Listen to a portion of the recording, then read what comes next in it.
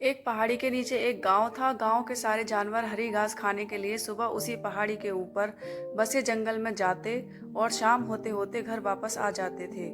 हर दिन की तरह लक्ष्मी नाम की एक गाय अन्य गायों के साथ उसी पहाड़ी के जंगल में घास खाने के लिए गई थी। वह हरी घास खाने में इतना ज्यादा प्रसन्न थी कि वह कब एक शेर की गुफा के पास पहुंच गई उसे पता भी नहीं चला। शेर अपनी गुफा में सो रहा था और वह पिछले 2 दिनों से भूखा भी था। जैसे ही लक्ष्मी शेर की गुफा के पास पहुंची, गाय की खुशबू से शेर की नींद खुल गई। वह शेर धीरे धीरे गुफा से बाहर आया और गुफा के बाहर गाय को देखकर खुश हो गया।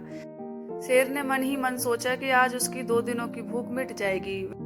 वह इस तंदुरुस्त गाय का ताजा मांस खाएगा और यह सोचकर उसने एक तेज दहाड़ लगाई। लक्ष्मी शेर की दहाड़ सुनकर डर जाती है। जब वह अपने आसपास देखती है तो वहां दूर दूर तक उसको कोई भी दूसरी गाय नहीं दिखी। जब वह हिम्मत करके पीछे मुड़ी तो उसे सामने शेर खड़ा हुआ दिखाई दिया। उस शेर ने लक्ष्मी को देखकर फिर से दहाड़ लगाई और लक्ष्मी से कहा, मुझे 2 दिनों से कोई शिकार नहीं मिल रहा था, मैं भूखा था। शायद इसीलिए भगवान ने मेरा पेट भरने के लिए तुझे मेरे पास भेजा है। आज मैं तुझे खाकर अपनी भूख मिटा लूंगा। शेर की बात सुनकर लक्ष्मी डर जाती है। वह रोते हुए शेर से कहती है, मुझे जाने दो, मुझे मत खाओ।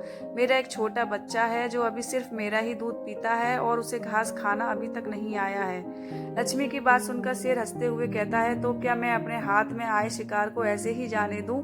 मैं तो आज तुझे खाकर अपनी 2 दिनों की भूख मिटाऊंगा।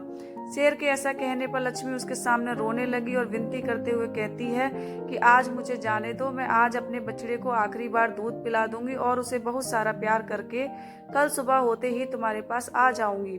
फिर तुम मुझे खा लेना और अपना पेट भर लेना। शेर लक्ष्मी की यह बात मान जाता है और धमकी देते हुए कहता है कि अगर कल तू नहीं आई तो मैं तेरे गांव आऊंगा, फिर तुझे और तेरे बेटे दोनों को खा जाऊंगा। लक्ष्मी शेर की यह बात सुनकर खुश हो जाती है और शेर को अपना वचन देकर गांव वापस चली जाती है। वहां से वह सीधे अपने बछड़े के पास जाती है, उसे दूध पिलाती है और बहुत सारा प्यार करती है। फिर बछड़े को शेर के साथ हुई सारी घटना बताती है और कहती है कि उसे अब अपना ख्याल खुद ही रखना होगा।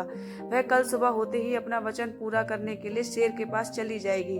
अपनी माँ की बातें सुनकर बछड़ा रोने लगता है। दूसरे दिन सुबह होते ही लक्ष्मी जंगल की तरफ निकल जाती है और शेर की गुफा के सामने पहुंचकर शेर से कहती है कि अपने वचन के अनुसार मैं तुम्हारे पास आ गई हूँ, अब तुम मुझे खा सकते हो।